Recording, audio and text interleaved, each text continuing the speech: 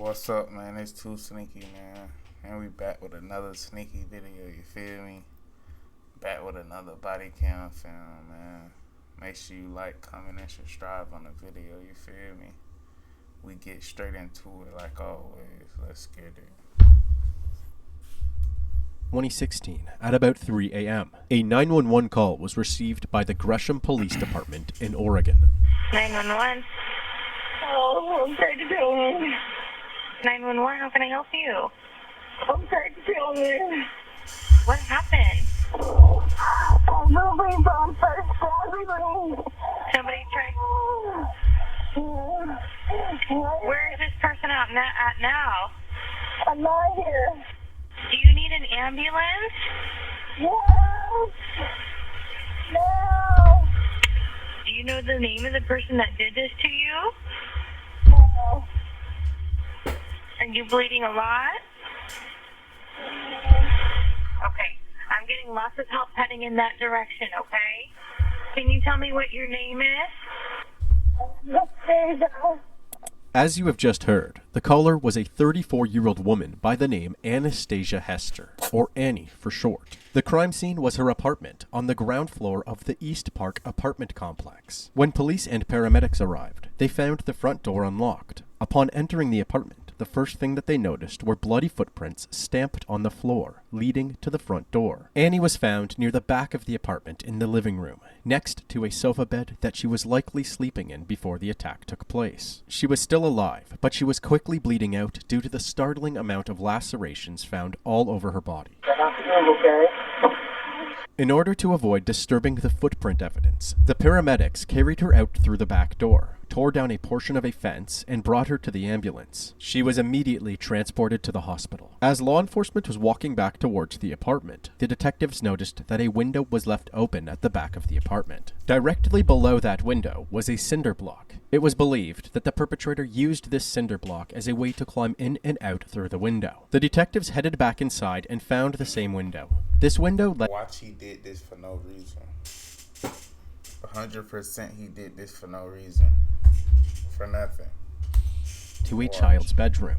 However, there was no child in the apartment. Afraid that a potential kidnapping had occurred, the top priority before examining the rest of the crime scene was to confirm the safety of this child. After making a few phone calls, they were able to determine that the child was Anastasia's daughter, named Alice. Based on a custody agreement, Alice was at her father Matthew Hester's house in Portland that night, about 25 minutes away. After ruling out a kidnapping, the detectives were now able to focus on examining the rest of the crime scene. A few feet away from where Annie was found laid a pocket knife, and out in the hallway laid 2 more knives, including a steak knife and an 8-inch carving knife. It was later determined that all 3 knives were used in the attack. As they continued examining the crime scene, the police got the bad news. Annie had tragically succumbed to her injuries. The police then went on to gathering more information from Annie's neighbors. Several of them described hearing a woman screaming during the night of the attack, at around 11 p.m. Then, over the course of 4 hours, there was a loud thud, moaning, and what sounded like a conversation coming from Annie's apartment. At around 3 a.m., more screaming, followed by a door slamming and the sounds of a car driving away. Despite hearing all of these jarring sounds, not one neighbor called 911. Not one. And I bet all of them gave the same story. Yeah, I did hear this. I did hear that. You know what? They all lying. Most of them didn't even hear. They lying. Someone probably was like, yeah, I knew I heard something. Lying. Big lying. Even said that they tried to drown out the commotion by turning on music and their bathroom fan. Anyway, Annie's autopsy later revealed that she had sustained more than 60 stab wounds. Some wounds were less than 1 inch deep, and others were up to 8 inches deep. One particular area... 60 is crazy. This game, you're not ready for it. Particular area of injuries caught the investigators' attention. Carved onto Annie's shoulders were the symbols VXV. It seemed clear that the nature of this crime was not only premeditated, but likely personal. Therefore, investigators wanted to question someone who knew the ins and outs of Annie's life. Typically, this person would be a spouse, but since Annie wasn't married, they started with her ex-husband, Matt Hester. Yeah, go ahead and have a seat. I'll be with you in a minute. As you can see, Matt seems to be having some trouble walking. This is due to an undiagnosed medical problem that has left Matt in constant pain and unable to walk. And so I guess, obviously I told you at the house that your ex-wife is deceased. But you Didn't say how or anything like that, and we'll talk about that in a minute or two. Okay. She said that she had been stabbed. Officers responded down there. She had been injured. She was transported to the hospital, and she was pronounced dead at the hospital. And at this point, we're investigating this as a homicide. Did your ex-wife say anything about having any problems with anyone? I don't talk about her personal life. When did you and Ann first meet? We first met in 1999 through a mutual friend. Matt and Annie had actually met while Matt was still in another relationship. He went on to marry this other woman, but a divorce followed just a couple of years later. Why did you guys get divorced? And she had an honor. Okay. Then, in 2008, less than 2 years after his first divorce, Matt married Annie. 3 years after that, in 2011, they gave birth to their daughter Alice. But the marriage was still rocky, despite their new ball of sunshine. I ended up cheating on her. I'm not very good at this relationship thing. When Matt and Annie's relationship began falling apart, the couple decided to try an open relationship on the condition that they remained honest about their affairs. Matt was unable to keep his word, and this became the reason that they officially ended their marriage. How the hell? How you... What, you forgot? You clapped the bill, son? But how the hell? Unless you doing her friends. How are your feelings towards Ann? I'm mostly indifferent. I want to deal with her as little as possible. I love being a dad. Annie maintained full custody of Alice, while Matt only had her on scheduled weekends. This arrangement was not sufficient for Matt, and he would constantly express how he wished he could spend more time with his daughter. Unfortunately, Matt's track record made this impossible. He would regularly fail to pay his monthly child support payments, which he would then blame on his injury and his inability to hold a job. In an attempt to cut down on his rent costs, Matt welcomed a new roommate, a single mother of 3 named Angela Rose McCraw. Within a month, the roommates became romantically involved and went on to get married in 2014. So what were you and Angela doing last night? Sleeping. Okay. Do you know what time you went to bed? I usually get into bed around 10 o'clock. Okay. And was Angela with you, or was she staying up doing other things? She was with me in bed. In another room down the hall, Angela was also questioned. Have a seat right there. Okay. I was on the verge of falling asleep to some Criminal Minds. Like, it's no way he gotta be the dude. Fool. You telling me you limped up to the window? You got back pain, you can barely walk. He did it, that's crazy.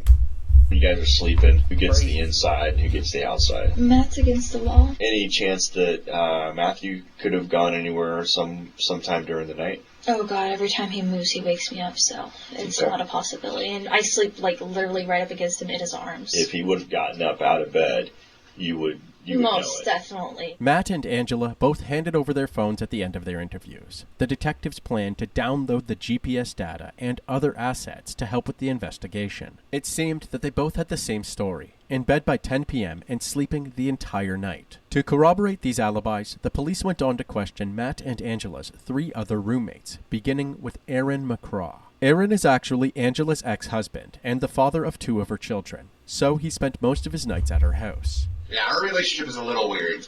But that night in particular, Aaron was neither at home nor at Angela's. Instead, he was at his girlfriend's house. You were staying at your girlfriend's? I was staying at home. I was not at home. I was at my girlfriend's. The detectives were not able to extract any useful information from Aaron, so they moved on to roommate number 2.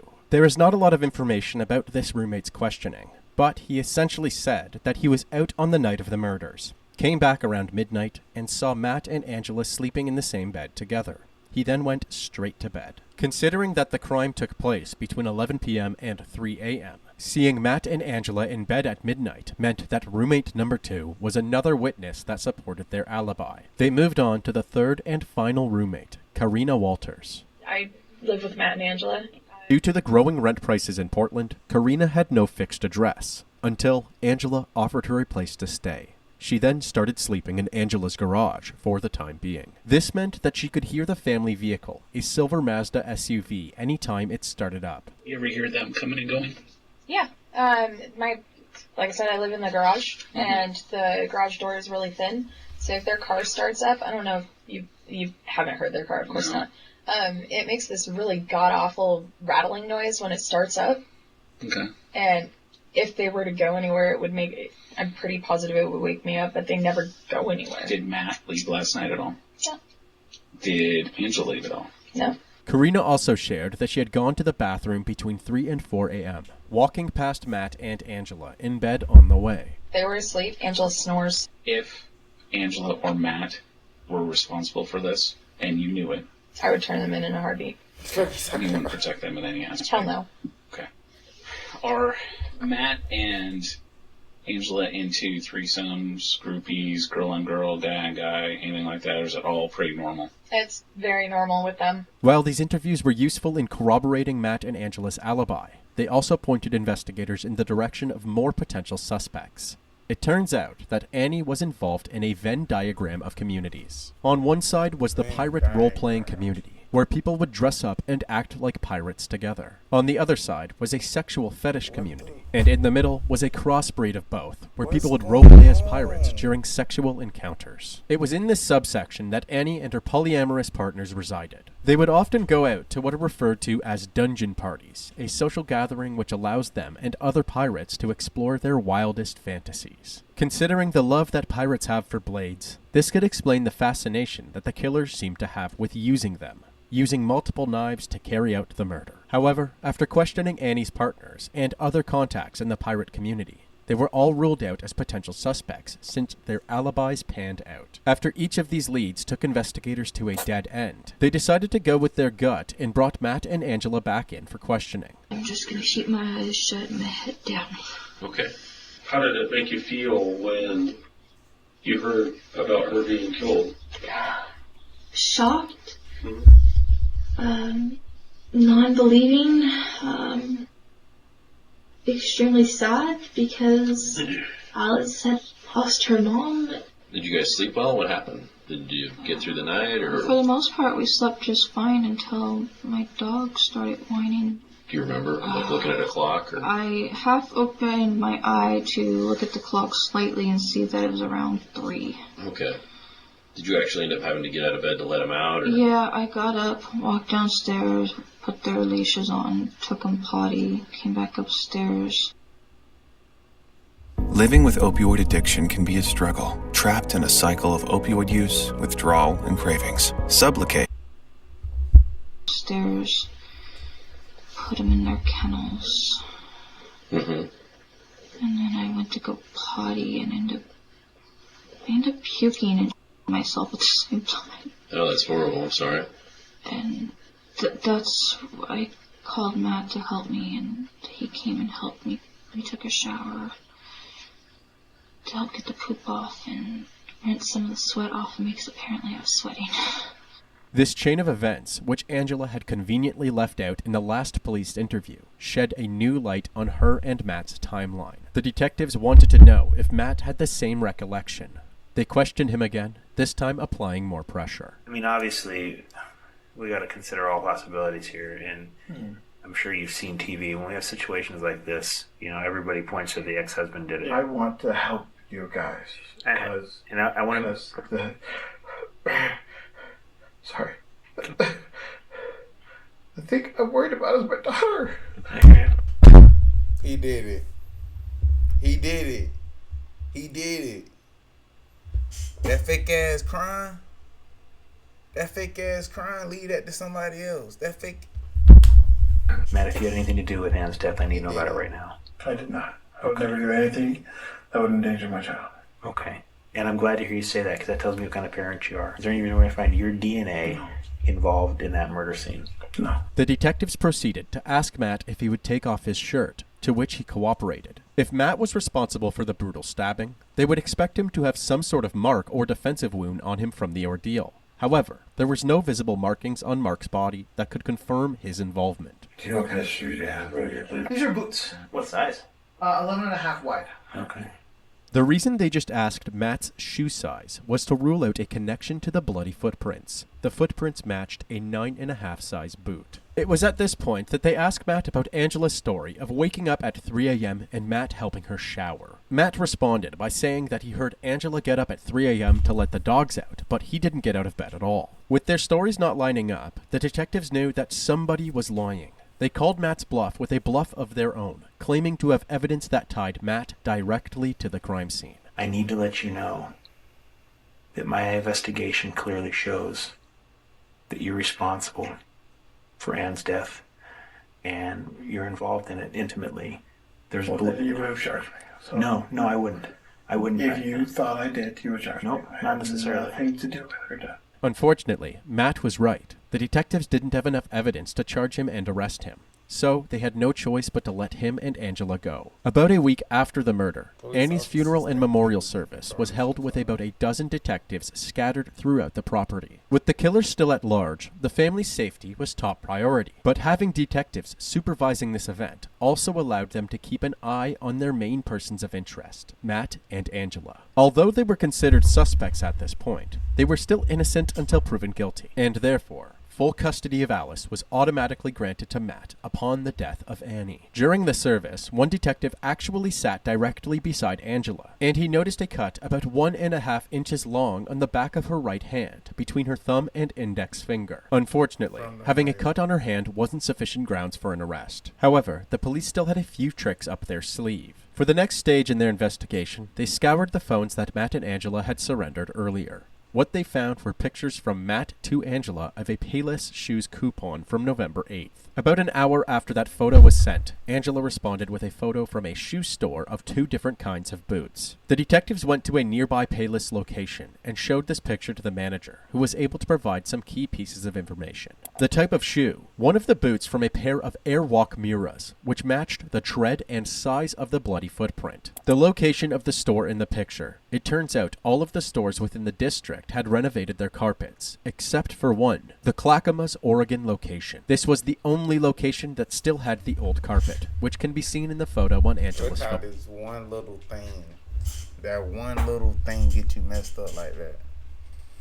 A picture, a receipt, come on now. This location was only 10 minutes away from Matt and Angela's home. When the detectives went to this location, not only were they able to find the exact spot that the photo was taken, but they were also able to look at records from November and confirm that one pair of Airwalk Miras had been purchased around that time. The owner of the credit card that was used to purchase these boots was none other than Angela Hester. Finally, using bootstrap police work, detectives had a solid piece of evidence against Angela. But they weren't done there. They were also able to obtain and string together incriminating surveillance footage from a multitude of cameras between Portland and Gresham. Beginning with footage from Matt and Angela's neighbor, just before 11 p.m., a silver Mazda SUV can be seen barreling down their street, though it is unclear which driveway it initially pulled out of.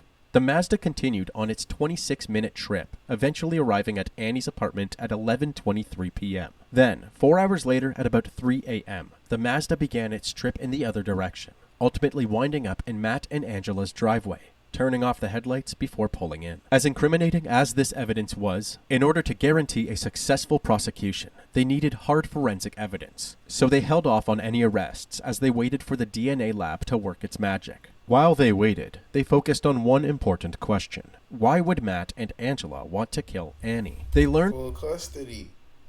Full custody. We don't even need to know. Full custody. And Fool, I knew Fool was lying after he did that fake behind crime. When he got the crime like that, man, that junk was fake. the custody battle for Alice was uglier than previously thought, especially once Angela became more involved, to the point that she called the Department of Human Services on Annie for child neglect. This was an email Annie sent to a friend in response to this ordeal. So, someone at some point recently called DHS and Child Welfare. They sent me this letter letting me know that it happened, but are not looking into it at this time, as they do not see a need to get involved. I just cannot comprehend what I did to deserve this level of in my life. I am so done dealing with this. Around this time, there were even accusations that Annie had abused Matt during their relationship. Shade was being thrown left and right, and in another email from the same time frame, Annie stated, Below is a lovely exchange where Matt is being antagonistic, uncooperative, and has basically stole a blanket to be really effing petty. If the accusations about Annie being abusive toward Matt and Alice were true, it would make sense why Matt and Angela were so hellbent on gaining full custody of Alice. But these emails made it appear like Matt had ulterior motives. The more detectives learned about Matt and Angela's lifestyle, the more they believed that it was for a less noble reason. It turns out that Matt referred to himself as a professional parent. He and Angela were both unemployed, so they paid the bills by collecting a plethora of disability benefits off of their children, to a sum of about $2,000 a month. Annie believed that this was a ploy, that Matt and Angela were both pathologizing their children's normal behavior in order to take advantage of government assistance. Moreover, it seemed like they were going to do the same with Alice. During the custody battle, when Alice was having trouble adjusting to the back and forth between the two households, Matt and Angela tried to convince the judge that this was a sign of bipolar disorder. Annie and her lawyer fought back, saying that Matt and Angela were only taking that stance because of the money that comes with it. In the end, the judge granted full custody to Annie, while Matt walked away with about $42,000 of debt in court fees and back child support. Along with this information, detectives also learned that Annie had about $125,000 worth of life insurance policies in her name. On June 16th, about a week after the murder, it turns out that Matt had called the insurance company to receive this payout. However, he was no longer the beneficiary since Annie had switched it during the divorce. To the detectives, the motives for killing Annie were clearly financial. In October of 2017, it was financial. He wanted full custody. He was a sucker about it. That nigga was brainwashing people, fool. I'm a professional parent. Nigga, what? I never heard that before. were notified that a match was made to the DNA found at the crime scene. 2 profiles were found on the knife block in Annie's home. One was from Annie herself, and the other was from Angela Hester. Before moving in with an arrest, the detectives did some surveillance on the Hester family. Over the years since Annie's death, they had moved about 650 miles away to the city of Pocatello, Idaho. Here you can see Matt, the one with the debilitating undiagnosed medical complication, doing a multitude of errands and chores with ease. On October 4th, law enforcement was finally ready for an arrest, but Matt and Angela were clearly not. In the car. No! In the car. I have kids. They're going to be coming home. Tell me why you're arresting me. Why am I being arrested, you stupid I have kids.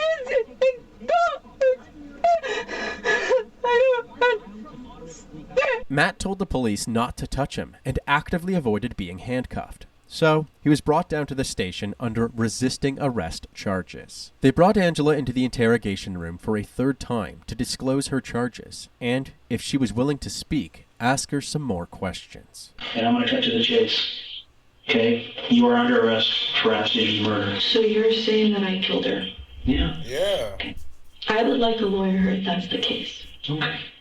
All right. Because I didn't. I was at home. During the little conversation that they did have, the detectives noticed that Angela kept massaging the scar on her hand, precisely where they spotted that 1.5-inch cut directly after the murder. This wasn't all. Apparently after the discussion, Angela instinctively used a napkin to wipe the lid of her water bottle before throwing it out, almost as if she had gotten into a habit of wiping away her DNA. Also back in... No, because you don't put the ever... Nah, you don't ever do that. Nah, fool. First of all, I don't even watch you even drunk the water bottle. You feel me? You ain't supposed to even get the water bottle. That's first off. Second of all, that's not a habit. That's like, nigga, we know the police for the use for it, nigga, you know, hood. But she ain't supposed to even touch the bottle. Interrogation room was Matt, once again struggling to navigate the room due to his condition. I just want to get done so I can get home to the kids. We saw you. Here's the deal, okay? Our investigation clearly shows that Angela committed the murder against Anastasia. We're not here to discuss if it happened. I don't care what you think. In fact, you've been under surveillance for the last 2 weeks by the U.S. Marshals. So we've got you walking across the parking lot at Costco, picking up soda boxes and water bottles, whatever you were doing. You're not limping. You're not walking with a cane. I'm not buying the fibromyalgia. I'm not buying it, okay? The detectives decided to show Matt photographs of Annie's autopsy. That's her. She's cut Andrew tried to decapitate her. Cut all the way through her jaw.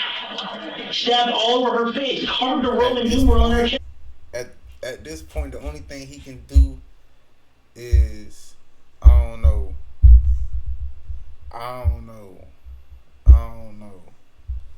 And a lawyer, because they don't got nothing on him.